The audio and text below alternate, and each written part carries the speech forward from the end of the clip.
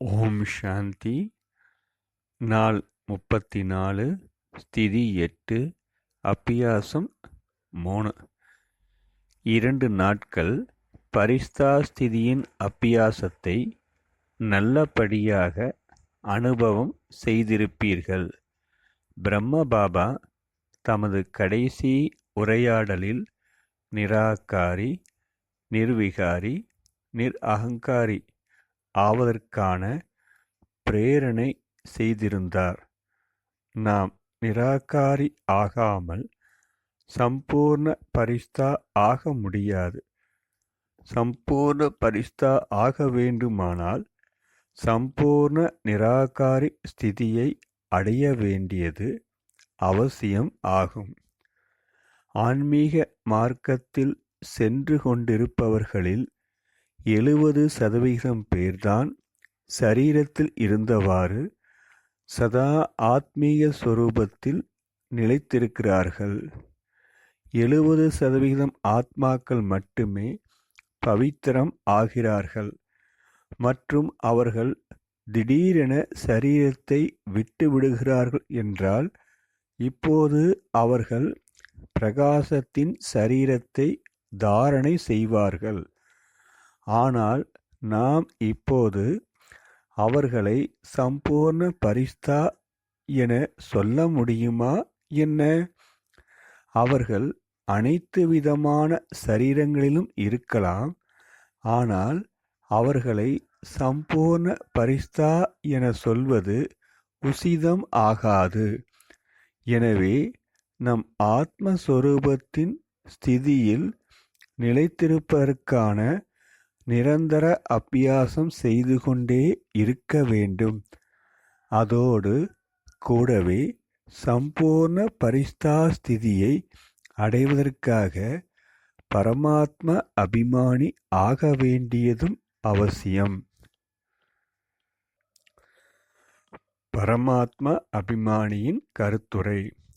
பரமாத்ம அபிமானி என்றால் எப்படி ஆத்மா அதிகாரியாகி கர்மேந்திரியங்களுக்கு கட்டளை தருகிறது, அவற்றின் மூலமாக காரியம் செய்விக்கிறது, இந்த சரீரத்தை நடத்துகிறது, அதே விதமாக பரமாத்ம அபிமானி ஸ்திதியில் பாபா நம்மை நடத்துகிறார் மற்றும் அவர்தாம் நமக்கு ஒவ்வொரு காரியம் செய்வதற்கும் கட்டளை தருகிறார்.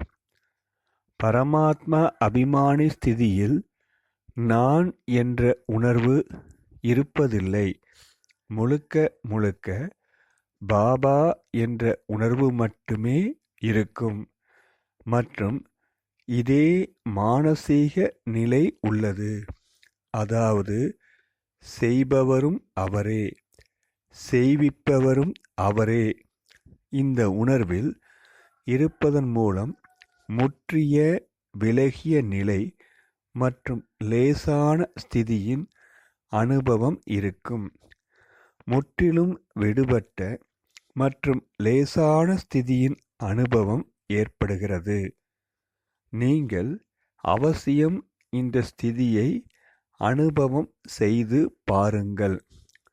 எப்போதெல்லாம் நீங்கள் ஏதாவது காரியம் செய்கிறீர்களோ அப்போது அந்த காரியத்தை முதலில் பாபாவுக்கு சமர்ப்பித்து இந்த சங்கல்பம் செய்யுங்கள்.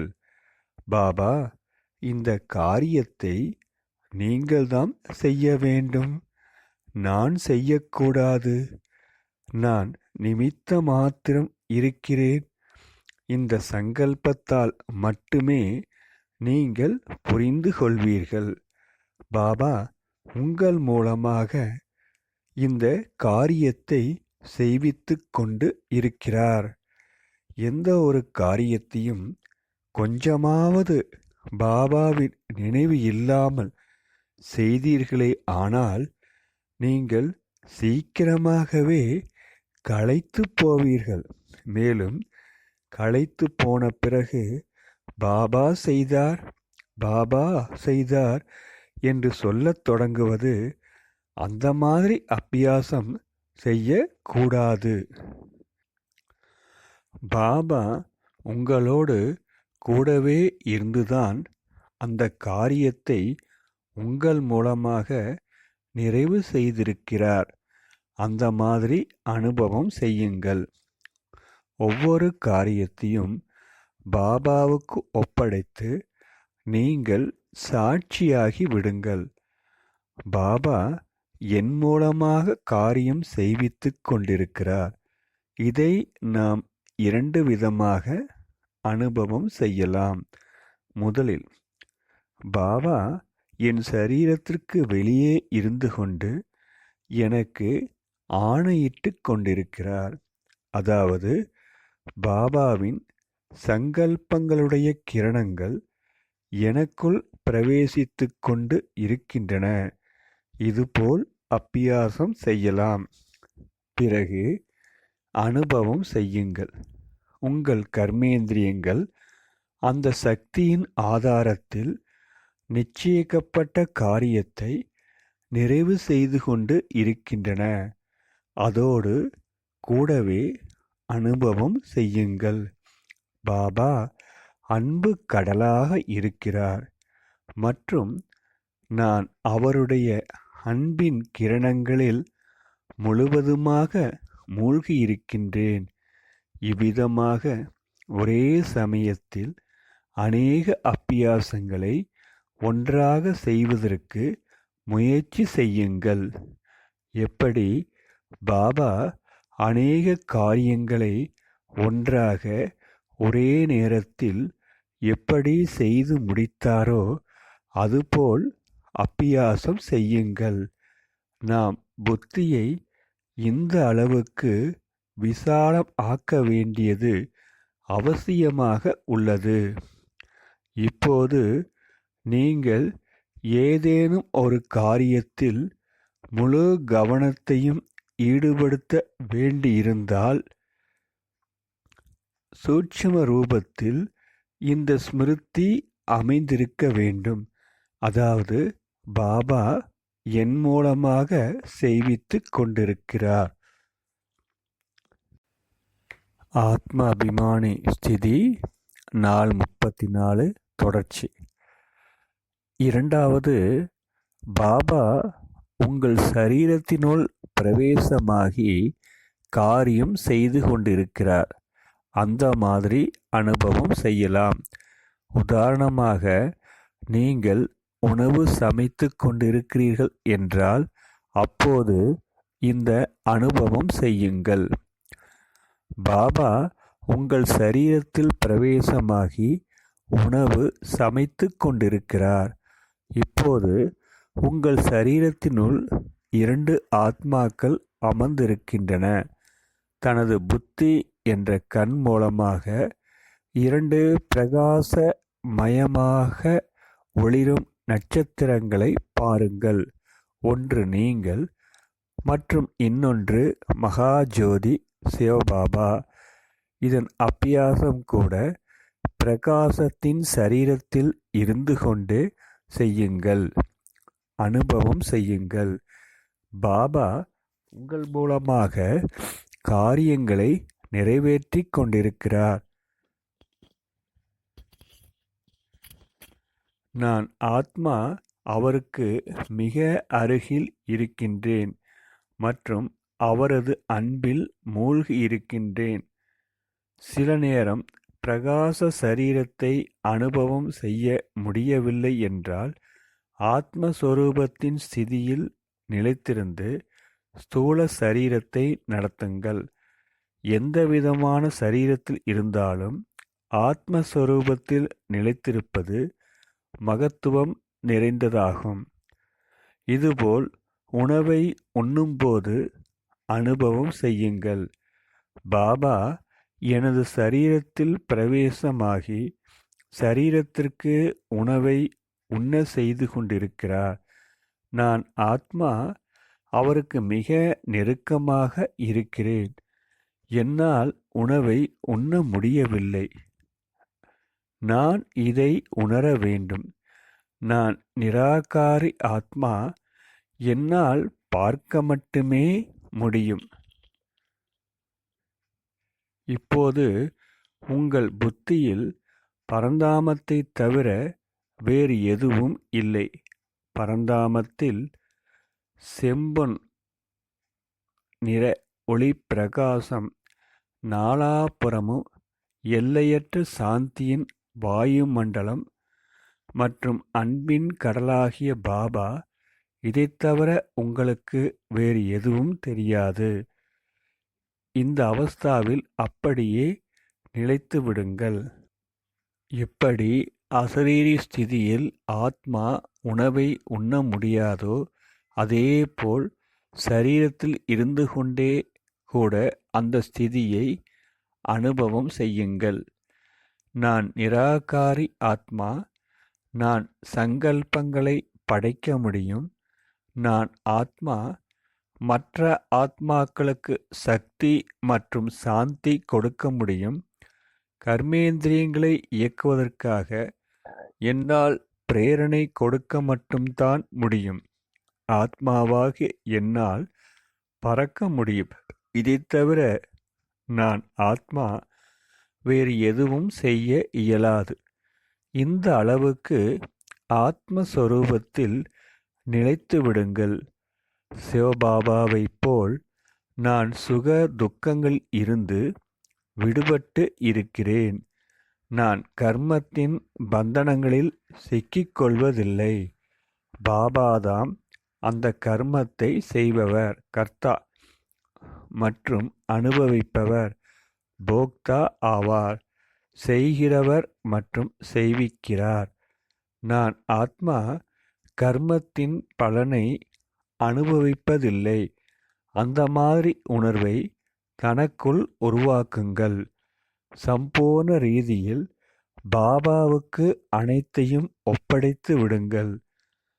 நாம் உள்ளுக்குள் சிவபாபாவின் அனைத்து சமஸ்காரங்களையும் அனுபவம் செய்ய வேண்டும்.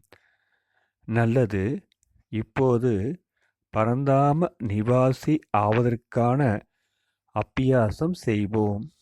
கற்பனை செய்யுங்கள். 5000 ஆண்டுகளின் இந்த நாடகத்தில் உங்களது பார்ட் ஒரு நிமிடத்தில் முடிந்துவிட்டது மற்றும் நீங்கள் பரந்தாமத்தின் பக்கம் சென்று கொண்டிருக்கிறீர்கள். இந்த சமயம் நீங்கள் முற்றிலும் நிராகாரி ஸ்திதியை அடைந்து விட்டீர்கள். 100% தேகி அபிமானி ஸ்திதி உள்ளது. எல்லையற்ற குசியுடன் கூட அனுபவம் செய்யுங்கள். நான் வீட்டுக்கு திரும்பி சென்று கொண்டிருக்கிறேன். பாபா உங்கள் முன்னிலையில் இருக்கிறார். ஒரு வினாடியில் பிரகாசத்தின் சரீரத்தில் இருந்து விலகி பரிஸ்தா ரூபத்தில் பறந்து சென்று பாபாவின் இதயத்தில் அமர்ந்து கொள்ளுங்கள்.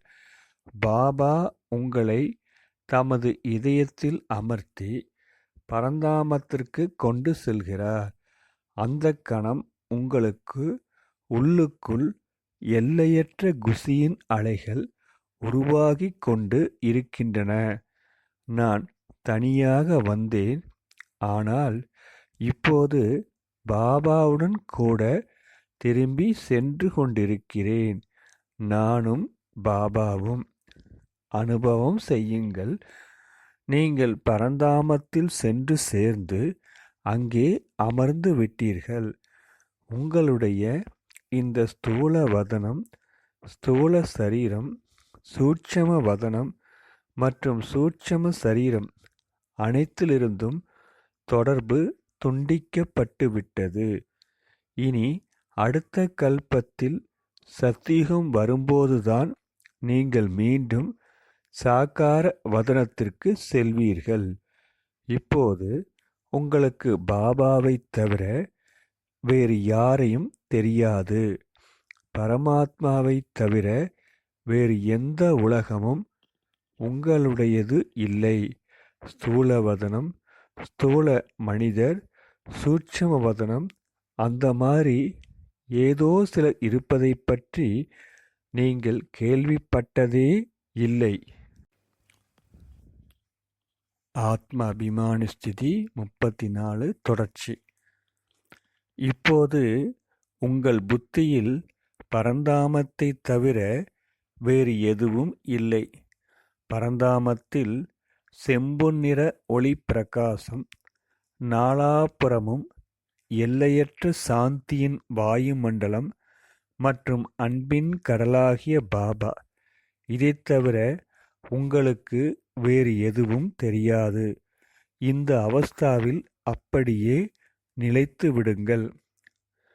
பிறகு பாபாவின் அன்பின் கிரணங்களில் மூழ்கி விடுங்கள். நீங்கள் இதற்கு முன்பும் கூட பரந்தாமத்தில் நிலைத்து விடுவதற்கான நிறைய அப்பியாசம் செய்து விட்டீர்கள். ஆனால் இந்த அப்பியாசத்தை இன்னும் ஆழமாக அனுபவம் செய்யுங்கள். இப்போது உங்களது பாட் பாபாவிடமும் முடிவடைந்து விட்டது. மேலும் இப்போது நீங்கள் முழுமையாக தூங்கப் போகிறீர்கள். இதற்கு பிறகு நீங்கள் அவரோடு 5000 ஆண்டுகளுக்கு பிறகுதான் சந்திக்கப் போகிறீர்கள். நீங்கள் மிகுந்த அன்பு பாவனையோடு பாபாவை பார்த்து கொண்டு இருக்கிறீர்கள். மேலும் பாபா உங்களுக்கு எல்லையற்ற அன்பு நிறைந்த திருஷ்டி கொடுத்து கொண்டிருக்கிறார். பாபாவின் பிரகாசத்தின் ஒளி உங்களுக்கு முன்னால் மங்களாகிக் கொண்டே வருகிறது. இப்போது மெதுவாக உங்கள் கண்கள் மூடிக்கொண்டே போகின்றன. நீங்கள் ஆழமான எல்லையற்ற சாந்தியில் தூங்கி விடுகிறீர்கள். உங்கள் கடைசி சிந்தனை பாபாவை பற்றியதாக இருந்தது. நீங்கள் கடைசியாக எந்த பொருளை பார்த்தீர்களோ அதுவும் பாபாவின் ஒளி பிரகாச சொரூபமாக இருந்தது. கடைசி பொருளாக நீங்கள் எதை உணர்ந்தீர்களோ அதுவும் பாபாவின் அன்பாகவே இருந்தது. அவரோடு கூட உங்கள் பாட் முடிவடைந்து விட்டது. உதாரணமாக, எப்படி யாரேனும் மனிதர் சரீரத்தை விடப் போகிறார் என்றால், அதாவது மரணமடையப் போகிறார் என்றால், அவருக்கு முன்னால் எந்த பொருள் அல்லது மனிதர் இருந்தாலும் அது மெதுவாக அவருடைய கண்களுக்கு முன்னாலிருந்து மறையத் தொடங்குகிறது. அவருடைய கண்கள் முழுமையாக மூடிக்கொண்டு விடுகின்றன மற்றும் நிரந்தரமாக உறங்கி விடுகிறார். உங்களுக்கும் கூட அதே போன்ற ஸ்திதி இருக்க வேண்டும். அதே மாதிரி ஸ்திதியில் நீங்கள் எவ்வளவு நேரம் இருக்க முடியுமோ அவ்வளவு நேரம் இருங்கள். நீங்கள் இதற்கு பிறகு உங்கள் கண்களை திறக்கப் போவதில்லை என்று உங்களுக்கு தோன்ற வேண்டும். வாருங்கள், இப்போது நாம் தினசரி காரியங்களை செய்து கொண்டே பரந்தாம நிவாசியின் அப்பியாசத்துடன் கூடவே பாபாவுடன் எப்படி உரையாடுவது என்று பார்ப்போம். பிரம்ம முகூர்த்தம் அல்லது அதிகாலை எழுந்ததும் படுக்கையிலிருந்து எழுவதற்கு முன் தனது கவனத்தை பரந்தாமத்திற்கு கொண்டு செல்லுங்கள். அங்கே நீங்கள் பாபாவின் இதயத்தில் அமர்ந்திருக்கிறீர்கள். அதுபோல் அனுபவம் செய்யுங்கள். பாபா ஸ்தூல வதனத்தில் தம்முடைய காரியங்களை நிறைவு செய்வதற்காக தயாராகிக் கொண்டு இருக்கிறார். நீங்கள் சொல்கிறீர்கள், பாபா, நானும் உடன் வருகிறேன். பிறகு பாபா உங்களை தம்மோடு சூட்சும வதனத்திற்கு அழைத்து செல்கிறார். அங்கே நீங்கள் இருவரும் தங்களின் பிரகாசத்தின் சரீரத்தில் லேசான ஜொலிக்கின்ற பரிஸ்தா ஆடையில் பிரவேசிக்கிறீர்கள் மற்றும் ஸ்தூல வதனத்தில் சென்று சேர்ந்து தங்களின் ஸ்தூல சரீரத்தில் பிரவேசிக்கிறீர்கள். தினசரி காரியங்களை செய்தவாறு அப்பியாசம். 2. 33வது நாளுக்காக சொல்லப்பட்டதைப் போன்று அப்பியாசம் செய்யுங்கள். மனதில் சதா இந்த பாவனை இருக்க வேண்டும். இந்த ஸ்தூல வதனத்தில் நீங்கள் என்ன என்ன காரியம் செய்ய வேண்டுமோ அது உங்களுடையது இல்லை, பாபாவுடையது. நீங்கள் அவருடைய காரியத்திற்காக அவருடன் கூட பூமிக்கு வந்திருக்கிறீர்கள். உங்களுக்கு எந்த ஒரு தேகத்துடனும் எந்த ஓர் உறவும் இல்லை. ஒரே ஒரு பாபாவுடன் மட்டுமே உங்களது உறவு.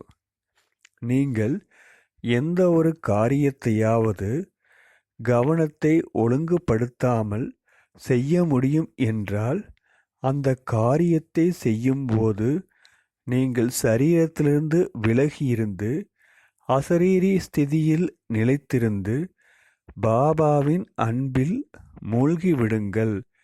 காரியத்தில் ஒருமுகத்தன்மை இருக்க வேண்டியது அவசியமென்றால் சரீரத்திற்குள் திரும்பி வந்து விடுங்கள். அவ்வப்போது இந்த மாதிரியும் அனுபவம் செய்யுங்கள். பாபா இந்த சரீரத்தில் பிரவேசமாகி காரியம் செய்து கொண்டிருக்கிறார் மற்றும் நான் சாட்சியாகி அவரை பார்த்து கொண்டிருக்கிறேன். அவருடைய அன்பில் மூழ்கிவிடுகிறேன். பிறகு இரவில் சூட்சும வதனம் சென்று விடுங்கள். சூட்சும வதனத்திலும் கூட தனது பிரகாசத்தின் சரீரத்தை விட்டுவிடுங்கள் மற்றும் நீங்களும் பாபாவும் பரந்தாமும் சென்று விடுங்கள். அங்கே நீங்கள் பாபாவின் இதயத்தில் நிறைந்து விடுங்கள் மற்றும் ஆழ்ந்த உறக்கத்தில் சென்று விடுங்கள். மறுநாள் பிறகு மீண்டும் இவ்விதமாக அப்பியாசம் செய்யுங்கள். இந்த மாதிரி அப்பியாசம் செய்து வந்தீர்களே ஆனால் மிக விரைவாகவே நீங்கள் பரிஸ்தா ஸ்திதியை அடைந்து விடுவீர்கள். முழு நாளும் சக்தி கொடுப்பதற்காக நீங்கள் பூமிக்கு மேலே சென்று தங்களின் பரிஸ்தா ரூபத்தை தாரணை செய்து அல்லது தனது நிராகாரி ஸ்திதியில் நிலைத்திருந்து முழு உலகிற்கும் சகாஸ் கொடுங்கள். காரியம் எதுவும் இல்லையென்றால் நீங்களும் பாபாவும் பரந்தாமம் சென்று விடுங்கள் மற்றும் தூங்குவதற்கான அப்பியாசம் செய்யுங்கள். நீங்கள் காரியம் செய்ய வேண்டுமானால் பிறகு பரந்தாமத்திலிருந்து திரும்பவும் சூட்சும சரீரம் அல்லது ஸ்தூல சரீரத்தில் அவதரித்து விடுங்கள். பிறகு எப்போதும் போல் அப்பியாசம் செய்யுங்கள். நல்லது. நீங்கள் நல்லபடியாக புருஷார்த்தம் செய்து சம்பூர்ண பரிஸ்தா ஆக வேண்டும். இதற்காக உங்களுக்கு அநேக சுப பாவனைகளை தெரிவித்துக் கொள்கிறோம். இப்போது இந்த அப்பியாசம் இத்துடன் நிறைவு பெறுகிறது. ஓம் சாந்தி.